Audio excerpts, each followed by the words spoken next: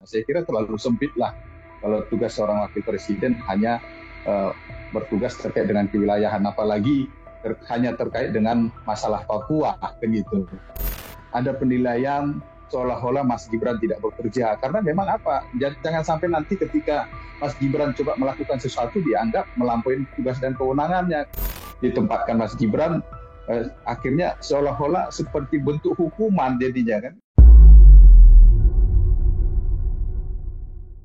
Desakan agar Wakil Presiden Gibran Raka Buming Raka berpindah kantor menjadi bahasan hangat di berbagai media sosial, Tribuners. Setelah sebelumnya diminta untuk berpindah ke Papua, kini Mas Gibran diusulkan untuk bisa berpindah lokasi kerja ke Ibu Kota Nusantara atau IKN di Kalimantan Timur.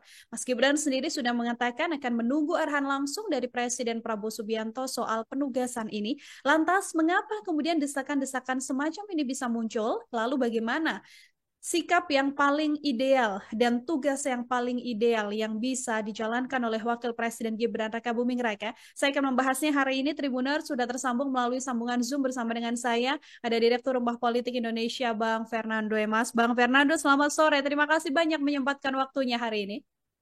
Selamat sore, Mbak Nila. Terima kasih sama-sama udah kasih kesempatan juga. Siap, terima kasih banyak Bang Fernando. Ada satu bahasan hari ini yang akan kita diskusikan dalam Tribunnews on Focus, Bang Fernando, mengenai usulan-usulan yang muncul kepada Mas Gibran Rakabuming Raka. Kemarin sempat awalnya adalah ke Papua, kemudian sekarang muncul ke IKN. Sebelum kita bahas lebih detail mengenai lokasi yang paling ideal begitu ya, atau penugasan yang paling ideal. Saya ingin minta pengantar dulu dari Bang Fernando. Bagaimana Bang Fernando melihat berbagai usulan yang masuk agar Mas Gibran Rakabuming Raka ini berkantor di luar Jakarta, Bang? Ya, jadi terkait dengan usulan tersebut, saya itu apa? Justru seharusnya mengajak kepada para elit politik kita, para pemimpin negara kita, agar memikirkan secara serius terkait dengan bagaimana adanya pembagian tugas antara presiden dengan wakil presiden. Yang itu seharusnya sudah dibagi di dalam Undang-Undang Dasar 45. Itu. Jadi kalau sekarang ini kan tidak. Sementara presiden dan wakil presiden dipilih melalui pemilihan umum atau pilpres yang dipilih secara bersama-sama berpasangan. Tetapi ketika di dalam menjalankan pemerintahan ternyata yang lebih dominan adalah presiden. Sementara seperti pernah menjadi bahasan kita kan gitu. Jadi wakil presiden itu ya sangat-sangat jelas ya tugasnya hanya ban serep, hanya sekedar nanti akan difungsikan ketika presiden berhalangan atau berhalangan tetap gitu. Jadi ini yang seharusnya sudah mulai dipikirkan dan jangan sampai seperti yang sekarang ini sehingga apa? Saya melihat dengan adanya berbagai usulan wakil presiden itu ditugaskan di Papua, terus kemudian di IKN, mungkin nanti di mana lagi. Ini menggambarkan ketidakWibawaan wakil presiden. Gitu. Jadi seharusnya kita sama-sama menghormati bahwa presiden dan wakil presiden itu dipilih secara bersama-sama. Ya, ketika ada orang yang coba tidak menghormati, tidak menjaga kewibawaan wakil presiden, ya sama saja itu juga menginjak-injak kewibawaan presiden. Gitu. Jadi tidak menghormati presiden karena bagaimanapun juga pasangan Pak Prabowo dan Mas Gibran itu dipilih melalui Pilpres di 2024 yang lalu yang harus kita hormati bersama.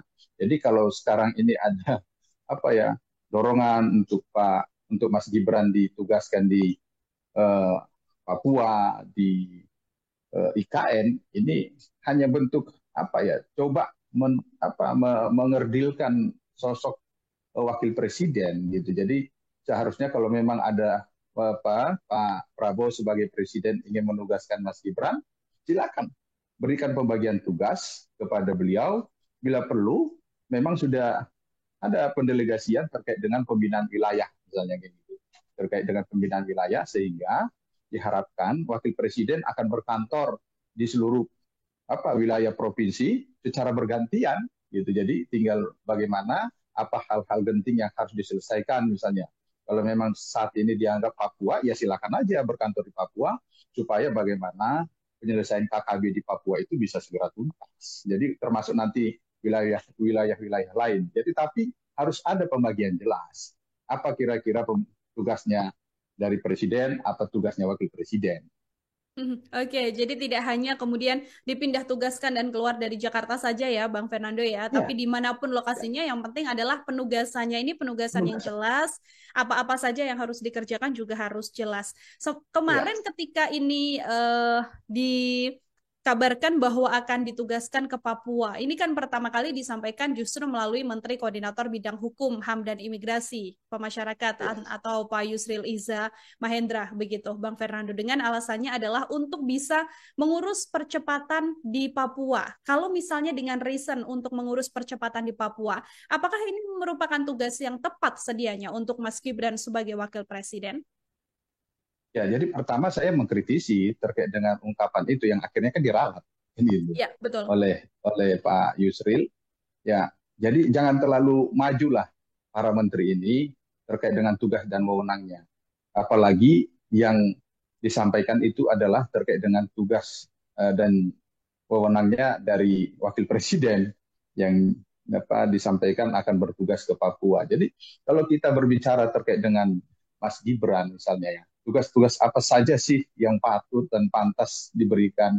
Jadi kalau saya berpikir harus jelas dibagi pembagian tugasnya. Misalnya terkait dengan pendidikan karena beliau termasuk kelompok milenial kan gitu. Jadi ya bagaimana supaya generasi muda kita ini yang jumlahnya itu lebih banyak daripada generasi yang sudah senior, itu bisa terpikirkan bagaimana apa yang menjadi kepentingan mereka, baik itu secara pendidikan, bagaimana pendidikan yang tepat untuk negara kita saat ini dan ke depannya, itu bisa bisa dikelola dengan baik oleh Mas Gibran. Jadi bukan hanya sekedar bagaimana terkait dengan kewilayahan saja. Saya kira terlalu sempit lah kalau tugas seorang wakil presiden hanya uh, bertugas terkait dengan kewilayahan, apalagi hanya terkait dengan masalah Papua, begitu.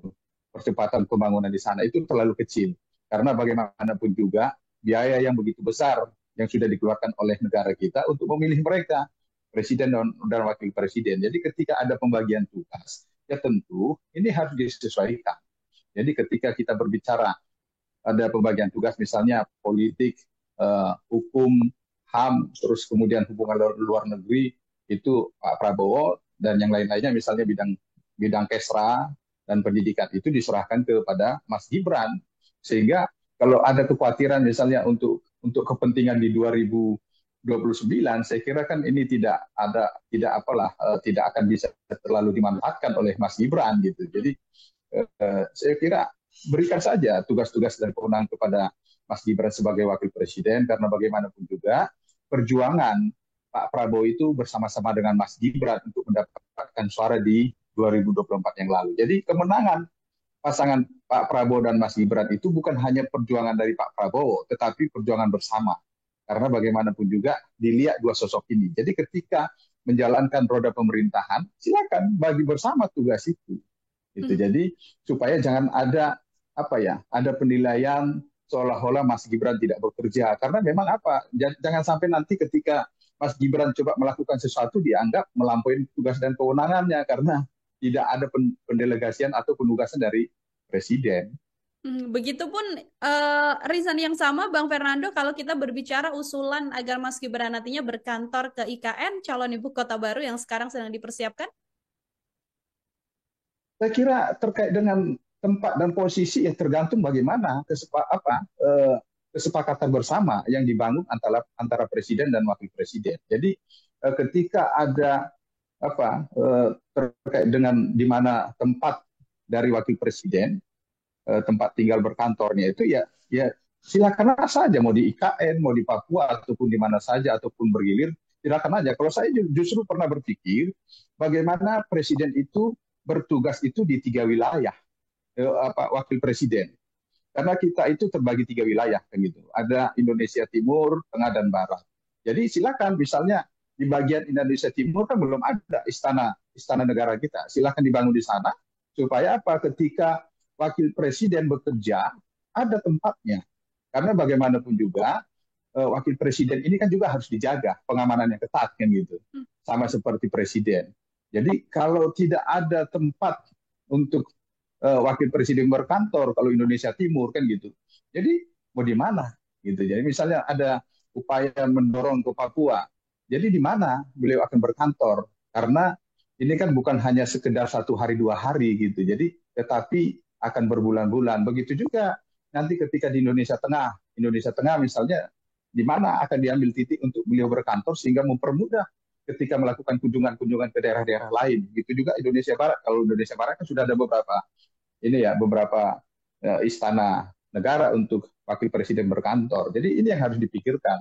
Kalau memang Mas Gibran akan ditugaskan ke IKN atau kemana saja, tentu itu harus untuk kepentingan bangsa dan negara, bukan untuk mengkerdilkan dari wakil presiden, bukan untuk menyingkirkan wakil presiden, tetapi untuk bagaimana pasangan Pak Prabowo dan Mas Gibran itu bisa menjalankan tugas-tugasnya sebagai presiden, wakil presiden yang itu dipilih secara bersama-sama pada saat Pilpres yang lalu. Mhm, mhm. Mengenai IKN, Bang Fernando, ini kan IKN menjadi salah satu warisan dari Presiden terdahulu Pak Jokowi, begitu kan? Ya, Yang belakangan juga menjadi bahasan karena memang seolah-olah pemerintah sekarang ini tidak terlalu concern untuk mengurus IKN. Narasi yang berkembang seperti itu. Tapi kalau misalnya nanti dengan penugasan khusus Mas Gibran berkantor di IKN misalnya, apakah ini harusnya bisa menjadi tanda atau penegasan bahwa pemerintah punya komitmen besar untuk melanjutkan pembangunan IKN sekaligus bisa menjawab keraguan orang-orang mengenai nasib IKN ini sendiri, Bang? ya, kalau kita lihat sejak awal dari pemerintahnya Pak Prabowo kan memang sudah ada secara jelas disampaikan oleh Pak Prabowo bahwa beliau memang berkomitmen akan melanjutkan IKN tanpa harus menempatkan Mas Gibran itu berkantor di IKN. Terus kemudian bagaimana misalnya kita lihat dari mata anggaran di 2025 ini kan ada anggaran untuk pembangunan IKN walaupun berkurang secara drastis kayak gitu. Terus kemudian kita akan melihat lagi nanti mata anggaran untuk 2026 yang akan nanti dibacakan di bulan Agustus ini kan gitu. Jadi kita kan bisa melihat bagaimana komitmen dari Pak Prabowo terkait dengan keberlanjutan IKN. Terus kalau kita lihat misalnya ada beberapa usulan dari beberapa tokoh partai politik agar IKN itu menjadi ibu kota Kalimantan Timur, dari Partai Gerindra kan menolak kan gitu. Jadi kalau kita lihat ini ya komitmen dari Pak Prabowo untuk melanjutkan pembangunan IKN, saya kira sampai saat ini masih sangat jelas bisa kita lihat. Jadi bukan hanya sekedar menempatkan Mas Gibran di IKN gitu. Jadi tetapi bagaimana apa kita lihat keberlangsungan pembangunan IKN itu dari anggaran yang coba dikeluarkan oleh pemerintahan Pak Prabowo untuk pembangunan IKN. Ya, sampai saat ini masih ada. Kita akan lihat nanti kira-kira di bulan Agustus yang akan dibacakan di saat pidato penegaran presiden masih ada nggak untuk anggaran pembangunan IKN. Dari situ kan akan bisa dilihat. Oke, bukan berarti dengan menempatkan tokoh penting seperti wakil presiden ke IKN ini menjadi salah satu bentuk komit ya, karena secara anggaran dan sebagainya sejak awal juga sudah tertulis bahwa memang pemerintahan yang sekarang juga akan melanjutkan proyek IKN seperti itu ya, Bang Fernando ya. Betul. Ya. Kalau kita sejauh Ya, jadi ini, ya silahkan, Bang Fernando. ya, jadi kalau ketika ada upaya menempatkan Mas Gibran ke IKN, saya kira bukan hanya sekedar bahwa ini gagasan Pak Jokowi yang merupakan ayahnya dari Mas Gibran, bukan sekedar itu, tetapi bagaimana eh, pemerintahan ini menganggap penting bahwa kalau memang IKN ini dibangun memang untuk kepentingan negara kita gitu. Bagaimana percepatan pembangunan kita untuk Indonesia Emas kan gitu. Jadi bagaimana mempercepat pembangunan daerah-daerah lain di luar Pulau Jawa. Ini kan ya harus menjadi ke situ, bukan hanya sekedar bahwa ini yang merupakan gagasan dari pemerintahan Pak Jokowi sehingga Mas Gibran ditempatkan di sana dan juga uh, apa ini ya harus ditempatkan Mas Gibran akhirnya seolah-olah seperti bentuk hukuman jadinya kan. Jangan seperti itulah, karena bagaimanapun juga negara ini jangan ada pemikiran-pemikiran yang seperti itu ataupun upaya-upaya seperti itu yang coba memojokkan salah satu pihak karena dianggap nanti akan berpotensi untuk kepentingan di pemilu yang akan datang ataupun pilpres yang akan datang. Oke, tidak boleh dilihat untuk kepentingan tertentu karena ini kan kinerjanya ya sebagai presiden dan wakil presiden yang sama-sama membangun tanah air ya Iya, untuk 5 tahun masa iya pemerintahan. betul. Kalau secara efektivitas, Bang Fernando, sedianya dari masa-masa sebelumnya begitu ya, seberapa efektif sedianya pembagian tugas antara presiden dan wakil presiden ini memang harus dilakukan begitu kan, termasuk juga dalam konteks pemerintahan Pak Prabowo ini. Apakah Bang Fernando masih belum melihat tugas wakil presiden dan presiden ini dibagi dengan baik atau justru sudah cukup terlihat dan ketara begitu ya Pak Presiden mengurus sektor ini dan Mas Wapres mengurus sektor ini. Bagaimana penilaian Anda? Ya. Kalau sampai saat ini kita belum ada melihat pembagian yang jelas antara Pak Prabowo dan Mas Gibran dalam menjalankan tugas mereka sebagai presiden ataupun wakil presiden. Ya kita sangat berharap sekali, tetapi sebaiknya ini harus dituangkan di dalam Undang-Undang Dasar 45. Makanya perlu dilakukan sidang istimewa untuk melakukan amandemen supaya ada pembagian yang jelas. Karena bagaimanapun juga kembali saya tekankan, kembali saya sampaikan bahwa presiden dan wakil presiden itu dipilih secara bersama-sama. Bagaimanapun juga perjuangan itu dilakukan secara bersama-sama. Memang di sini ketika dipilih sudah ada langsung jelas posisinya kan sebagai presiden dan wakil presiden. Yang seharusnya juga ketika mereka diajukan sebagai pasangan presiden dan wakil presiden sudah ada pembagian yang jelas terkait dengan tugas-tugas dan fungsi mereka supaya apa? Supaya jangan sampai nanti dianggap ketika presiden melakukan tugas-tugas tertentu yang dianggap itu penting untuk dilakukan jadi dianggap menyalahin melanggar dari apa kewenangannya kan gitu. Jangan misalnya seperti kemarin Mas Gibran membuka untuk pengaduan Mas Wapres misalnya, itu dianggap sesuatu yang untuk kepentingan membangun kepentingan beliau untuk politik 2029 yang akan datang.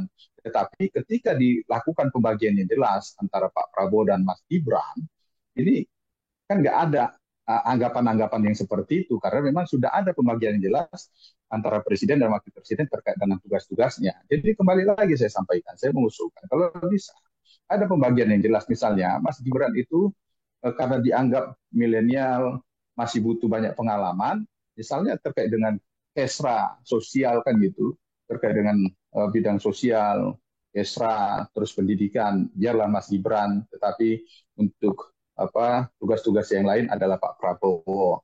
Jadi ini kan sudah sangat jelas. Makanya sebelum dilakukan amandemen ya inilah antar internal Pak Prabowo dan Mas Gibran silakan aja dilakukan diskusi karena bagaimanapun juga ketika pilpres yang lalu apalagi beberapa kali disampaikan oleh Pak Prabowo berulang kali meminta kesediaan Mas Gibran ataupun meminta ke Pak Jokowi untuk Mas Gibran menjadi wakilnya.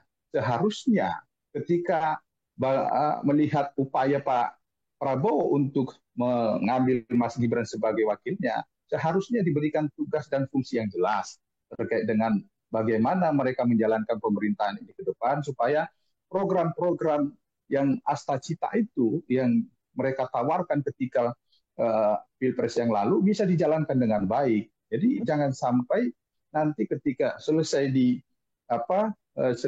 masa jabatan satu pun nggak ada yang berhasil. Gitu. Hmm. Jadi ketika ada pembagian yang jelas antara presiden dan wakil presiden kan akan dengan mudah dilakukan dan akan dengan mudah presiden dan wakil presiden melakukan pengawasan terkait dengan komitmen-komitmen mereka dan masyarakat juga akan bisa mengukur kira-kira presiden berhasil nggak menjalankan tugas-tugasnya. Begitu juga dengan wakil presiden berhasil nggak menjalankan tugas-tugasnya. Jangan sampai kita berpikiran sempit dan di sini berbicara terkait dengan Pak Prabowo, jangan hanya berpikiran sempit untuk menghambat uh, apa uh, peluang Mas Gibran di 2029 yang akan datang sehingga tidak bisa diukur keberhasilan kerjanya, akhirnya tidak dikasih kerja Hmm. gitu. Oke, seperti misalnya yang beberapa kali terjadi kan Mas Gibran bahkan turun langsung ke lapangan, misalnya ada gempa Ya, kemudian turun langsung ke lapangan, blusukan mirip dengan sang ayah lah Bang Fernando yang mungkin bisa kita ya. sebut begitu ya dengan Pak Prabowo yang mungkin belakangan ini fokus untuk urusan internasional, lobby-lobby, diplomasi untuk urusan internasional. Kalau dari yang mungkin tadi saya sebutkan, apakah ini juga positioning yang juga harusnya sudah cukup ideal untuk dijalankan? Iya, tetapi kan sampai saat ini ketika Pak Prabowo melakukan tugas-tugas keluar, pendelegasian di dalam negeri kan nggak ada Hmm. dengan jelas. Misalnya terkait dengan apa persoalan masalah sengketa pulau antara Sumatera Utara dengan Aceh, siapa yang turun tangan kan gitu? Kan Ya. Pak Dasko. Gitu. Jadi ini kan sebuah persoalan yang kita lihat. Bagaimana dalam hal pembagian tugas tidak ada sesuatu yang jelas. Sementara melibatkan orang yang di luar pemerintahan gitu. Walaupun Pak Dasko merupakan eh, kader Pak Prabowo di Partai Gerindra, tetapi secara fungsi kenegaraan kan nggak pas karena Pak Prabowo memiliki wakil presiden yaitu Mas Gibran. Makanya saya sangat berharap sekali jangan hanya mempersempit dengan kepentingan-kepentingan politik dari partainya, dari pribadinya, sehingga kerjasama yang seperti ditawarkan oleh Pak Prabowo untuk membangun Indonesia ini tidak betul-betul dilaksanakan dengan baik. Jadi jangan hanya lip service saja, hanya sekedar ucapan yang disampaikan kepada publik, media, tetapi dalam hal kerja nyata itu tidak tertuang, tidak dilanjutkan, tidak diberlakukan antara presiden dan wakil presiden. Saya berharap ketika Pak Prabowo mampu mengajak partai-partai untuk bekerja sama, seharusnya itu juga tertuang dan itu juga dilakukan di internal antara presiden dan wakil presiden. Oke, baik. Harus ada penugasan yang lebih jelas ya. Begitupun Ya, ketika RI 1 sedang kunjungan ke luar negeri, betul. maka pemerintahan yang di Indonesia juga harusnya terhandle oleh wakil presiden. Terakhir dari saya, Bang Fernando, ini kan sudah dari tahun lalu masa pemerintahan Prabowo Gibran. Sejauh ini, kalau dari penilaian Bang Fernando sendiri, apakah seluruhnya masih on the track atau apa hal yang mungkin perlu dibenahi untuk tahun-tahun ke depan, Bang? Saya kira sampai saat ini masih coba berupaya untuk menjalankan apa yang pernah dijanjikan. Tetapi saya sangat berharap sekali Pak Prabowo itu tetap memegang konstitusi. Gitu. Jadi ketika beliau misalnya saat ini salah satunya konsentrasi untuk bagaimana membenahi BUMN, gitu kan, dengan mendirikan Danantara. Saya berharap sekali tidak terlalu melibatkan wakil-wakil menteri di dalam eh, komisaris dengan mengangkat jabatan sebagai komisaris di beberapa BUMN. Ada kalau berbicara tentang keterwakilan dari pemerintah, saya kira ini saya kira bukan bukan mengangkat mengangkat dua orang atau lebih gitu. Kalau kita lihat misalnya ketika berbicara mengangkat perwakilan dari pemerintah, ini kan dalam satu BUMN ada beberapa wakil menteri ditempatkan di situ. Jadi saya sangat berharap sekali ketika pemerintahan Pak Prabowo dan Mas Gibran itu coba menjalankan program-programnya, tapi jangan jangan ini mengabaikan yang lain gitu. Jadi supaya apa? Ketika coba dibangun kepercayaan masyarakat terhadap pemerintahan ini, tetapi di sisi lain itu dicederai karena ada sesuatu yang tidak dianggap tidak pas oleh masyarakat. Jadi begitu juga terkait dengan pelaksanaan program makan bergizi gratis, kesehatan gratis. Jadi betul-betul harus dilakukan secara jujur dan itu bisa diukur oleh masyarakat terkait dengan informasi itu. Terus bagaimana misalnya menteri-menteri yang dianggap selama ini tidak fokus terhadap kerjanya karena coba membangun citra dirinya sendiri untuk kepentingan politik mungkin dirinya atau siapa, itu ya harusnya segera dievaluasi. Supaya apa? Supaya jangan terbebani pemerintahan ini dan bisa fokus menjalankan program-program yang sudah dimulai dan saat ini sedang berjalan. Oke, baik. Ini dengan kerja bagus yang sudah ada jangan sampai tadi dicederai dengan hal-hal kecil yang harusnya bisa cepat untuk dievaluasi ya Bang Fernando ya, agar Ya, tidak betul. menurunkan kepercayaan publik juga pada pemerintahan Prabowo Gibran yang sejauh ini sejak awal memimpin juga kepercayaan publiknya juga cukup tinggi seperti itu. Bang Ya, Fernando luar biasa sekali. Terima kasih banyak Bang Fernando untuk baik. kesempatannya hari ini berdiskusi dalam Tribun News on Focus. Semoga di lain kesempatan ada waktu kembali untuk berbincang dengan tema-tema lain dengan Bang Fernando. Sekali lagi terima kasih. Selamat sore, Baik. selamat beraktivitas Makasih. kembali, Bang Makasih Fernando. Mbak Nila. Terima kasih. Ya, Tribuners, demikian obrolan saya bersama dengan Direktur Rumah Politik Indonesia, Bang Fernando Emas. Nantikan obrolan saya dengan sejumlah narasumber lain dan tema-tema lain hanya dalam Tribun News on Focus dalam setiap harinya. Waktunya Nila Irda untuk pamit undur diri. Terima kasih banyak dan sampai jumpa. Download Tribun X sekarang. Menghadirkan lokal menjadi Indonesia.